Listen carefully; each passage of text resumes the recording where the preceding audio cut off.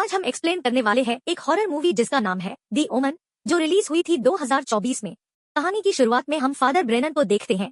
Father Brennan church में father Harris से मिलने आए होते हैं, क्योंकि फादर ब्रेनन से बहुत बड़ा पाप हो गया था। फादर ब्रेनन फादर हैरिस को सिखियाना नाम की बच्ची की तस्वीर दिखाते हैं, जो दिखने में बिल्कुल नॉर्मल लग रही थी। फादर हैरिस कहते हैं, यह बच्ची तो सामान्य इंसान के बच्चे की तरह ही है, लेकिन ब्रेनन खुलकर कुछ बता नहीं पा रहा था। ब्रेनन कहता है, इस बच्ची का जन्म अननेचुरल तरीके से हुआ था। तभी हमें फ्लैशबैक में एक लड़की को दिखाया जाता है। उस लड़की के सारे कपड़े उतारकर उसके साथ कुछ गलत किया जा रहा था, जिससे वो लड़की बहुत ज्यादा डर गई थी। इसके बाद दोनों फादर बाहर आ जाते हैं।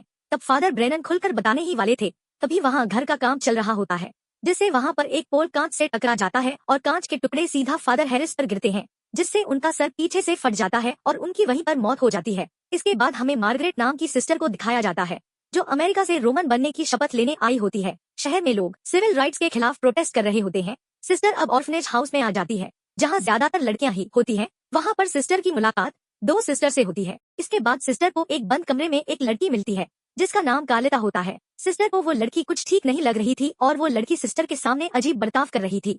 कालिता कमरे में बैठे बैठे डरावनी तस्वीरें बनाती रहती है, जिसमें से एक तस्वीर सिस्टर देखती है, जिसमें एक लड़की को बांध रखा है और उसके चारों ओर सिस्टर्स खड़ी हुई हैं। थोड़ी देर बाद अचानक कालिता सिस्टर को चाटने लगती है, जिससे सिस्टर को पता चल जाता है कि कालिता की दिमागी हालत ठीक नहीं है। इसके बाद सिस्टर अपने कमरे में आती है, जहां उसके साथ एक और सिस्टर रह रही होती है। वो भी यहाँ नन बनने आई होती है, लेकिन वो चुपके से सारी चीजें करती रहती है, जैसे कि पार्टी करना, घूमना फिरना। अब ऑर्फनेज हाउस में सिस्टर को काफी दिन हो जाते हैं। सिस्टर को यह जगह कुछ अजीब लगने लगती है। वो कुछ भूतिया एक्टिविटीज नोटिस करती है और कुछ ना कुछ अजीबोगरीब महसूस करती रहती है। सिस्टर की वहाँ के बच्चों से अच्छी बनने लगती है, लेकिन सिस्टर नोटिस करती है कि कालिता सभी बच्चों से अलग ही रहती है, किसी के साथ खेलती भी नहीं। सिस्टर को बाद में बताया जाता है कि उसकी दिमागी हालत की वजह से उसे सबसे अलग रखते हैं। इसके बाद रात को सिस्टर अपने रूम पर आती है। सिस्टर देखती है उसकी रूममेट तैयार होकर किसी पार्टी में जा रही है। उसकी रूममेट उसे भी पार्टी में आने को कहती है, लेकिन सिस्टर मना कर देती है। बहुत मनाने के बाद सिस्टर मान जाती है। सिस्टर पार्टी में जाकर ड्रिंक कर लेती है, जिससे उसे नशा होने लगता है। सिस्टर नशे में एक लड़के के पास चली जाती है और कालिता ने जैसे उसे चाटा था, वैसे ही सिस्टर भी उस लड़के को चाटने लगती है।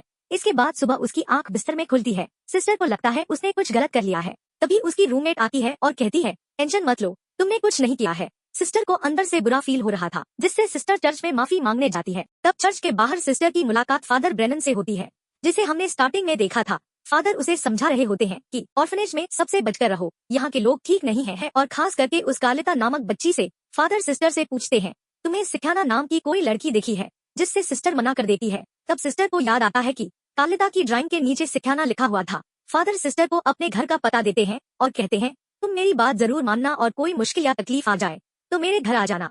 इसके बाद सिस्टर कालिता के पास जाती है। सिस्टर को उस पर दया आने लगती है, क्योंकि कोई भी उसके साथ नहीं खेलता था। सिस्टर कालिता के साथ ज्यादा टाइम बिताने लगती है और दोनों की धीरे धीरे अच्छी बनने लगती है। कालिता सिस्टर को बताती है कि उसे डरावने और बुरे बुरे सपने आते हैं और भूती विजुअल्स आते हैं, जिससे सिस्टर कहती है, इसमें क्या है, मुझे भी बचपन में आते थे, ये तो नॉर्मल है।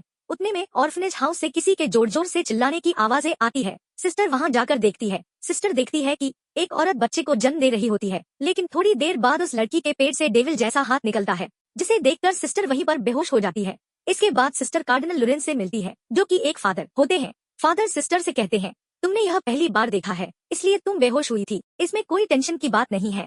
इसके बाद सभी सिस्टर्स और बच्चियां बाहर खेल रहे होते हैं और एंजॉय कर रहे होते हैं। तब सिस्टर को ख्याल आता है कि इस ऑर्फनेज हाउस में एक भी लड़का नहीं है, तो बच्चे कैसे हो रहे हैं। तभी सब सिस्टर्स वहाँ नॉर्मली सिगरेट पी रही थी, जिससे सिस्टर को यहाँ सब कुछ अजीब लगने लगता है। तभी एक सिस्टर वहाँ कालिता को डरावनी तस्वीर दिखाती है, जिससे सिस्टर वहाँ जाकर उसे डांटती है कि ये सबसे बच्ची पर गलत असर पड़ेगा।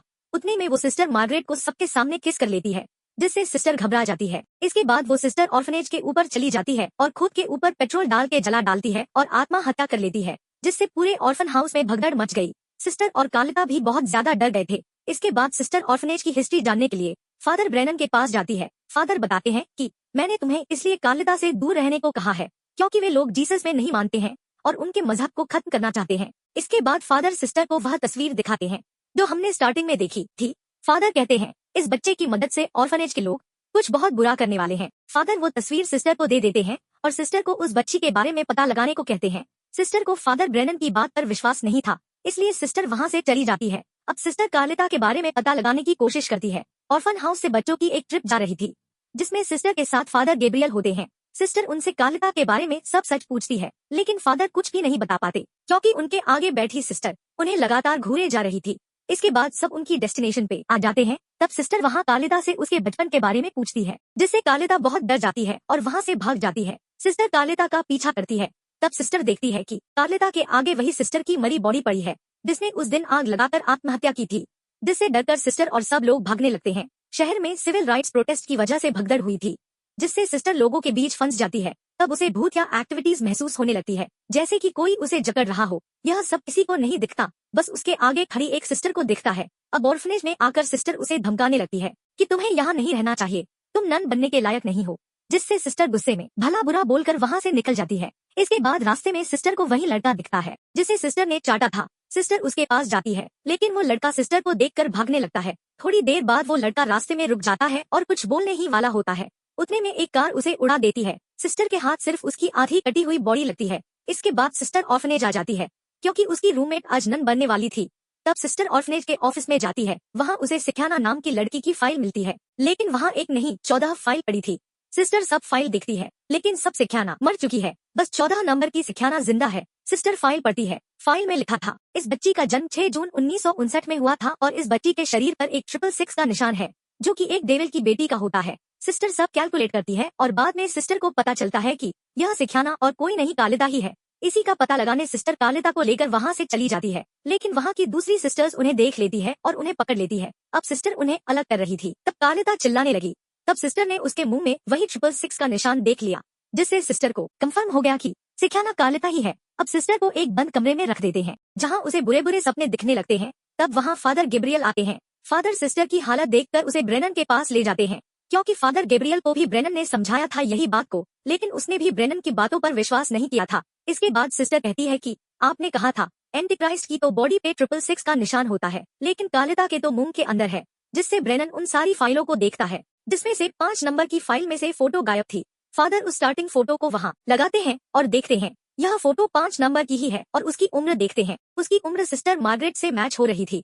फादर सिस्टर के सर को देखता है। फादर देखते हैं कि वही 666 वाला निशान सिस्टर के सर पर है, यानी कि एंटीक्राइस्ट कालिदा नहीं खुद मार्गरेट ही है। यह सुनकर सिस्टर को बिल्कुल भी यकीन नहीं होता है। उसे बुरे विजुअल्स आते हैं, उसे पार्टी वाला दिन याद आता है। तब उसे पता चलता है कि वो लड़का ऑर्फनेज की सिस्टर के साथ मिला हुआ था और उसे स्टार्टिंग में चिल्लाने वाली औरत दिखती है, जो कि उसकी माँ ही होती है। सिस्टर अचानक से प्रेग्नेंट होने लगती है, जिससे सिस्टर कहती है वो इस बच्चे को जन्म नहीं देना चाहती। फादर उसे हॉस्पिटल ले जा रहे थे, लेकिन तभी रास्ते में ऑर्फनेज के लोग आते हैं और कार का एक्सीडेंट कर देते हैं और सिस्टर को फिर से ऑर्फनेज लेकर आते हैं और सिस्टर को बांध देते हैं। अब ऑर्फनेज वालों को एक लड़के की जरूरत थी, जिससे वो जीसस क्रिस्ट को खत्म कर सके और डेविल को नया गॉड माने। लेकिन मार्गरेट 2 बच्चों को जन्म देती है, जिसमें से एक लड़का और एक लड़की होती है। ऑर्फनेज वाले लड़का होने पर बहुत ज्यादा खुश हो गए थे, क्योंकि आज तक किसी ने लड़के को जन्म नहीं दिया था, ताकि उनका मकसद पूरा हो सके। लेकिन अब सिस्टर नहीं चाहती थी कि उसका बेटा डेविल या एंटीक्राइस्ट बने, इसलिए सिस्टर पहले उस फादर को मार डालती है। इसके बाद अपने लड़के को मारने की कोशिश करती है, लेकिन एक सिस्टर उस लड़के को लेकर भाग जाती है और उसकी रूममेट पूरे ऑर्फनेज को आग लगाकर चली जाती है, ताकि सिस्टर और उसकी बेटी दोनों मर जाए। तभी वहाँ कालिदा आती है और दोनों को बचाकर बाहर निकल आती है, क्योंकि कालिदा की सिस्टर से पहले से अच्छी बनती थी।